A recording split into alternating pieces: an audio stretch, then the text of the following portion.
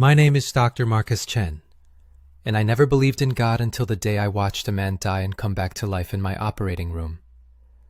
I was 42 years old, a cardiothoracic surgeon at San Francisco General Hospital, and I had performed over 2,000 heart surgeries.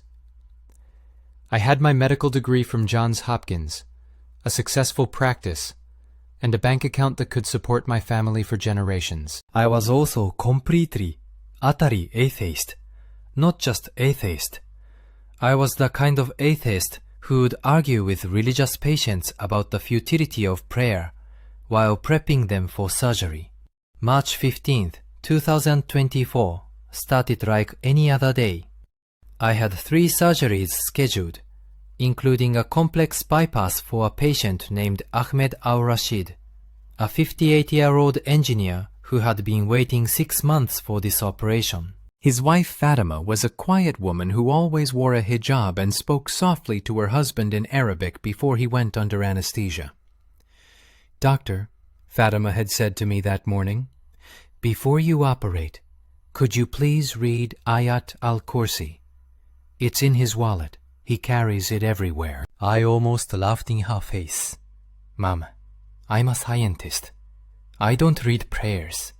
I use scalpels and sutures." She looked at me with eyes that seemed to see straight through my arrogance. "Sometimes, doctor, the scalpel isn't enough." The surgery started normally. Ahmed's heart was in worse condition than the scans showed. 3 blocked arteries, significant damage to the left ventricle. I was walking for 4 hours when suddenly everything went wrong. His heart stopped. Flatline on the monitor. No pulse. No blood pressure. My team jumped into action. Defibrillation, epinephrine, chest compressions. We tried everything for 23 minutes. 23 minutes of me pumping on this man's chest. Watching his wife pray outside the window. Watching his life slip away despite everything medical science could do. And then I heard it. A voice, clear as day, saying, "Read it." I looked around the operating room. My team was focused on the patient. No one had spoken, but the voice was so clear, so present, that I turned to Ahmed's belongings on the side table. There, in his wallet, was a small piece of paper with Arabic text. I had no idea what it said, but something compelled me to read it aloud. "Allah, there is no God but He, the ever-living, the eternal." As I spoke those words, Ahmed's heart restarted.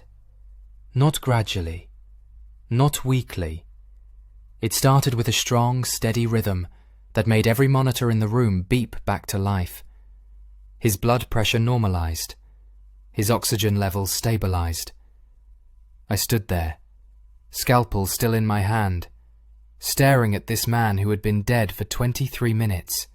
Now alive and stable. My team was cheering, calling it a miracle. But I knew what I had witnessed wasn't medical science. That night, I couldn't sleep.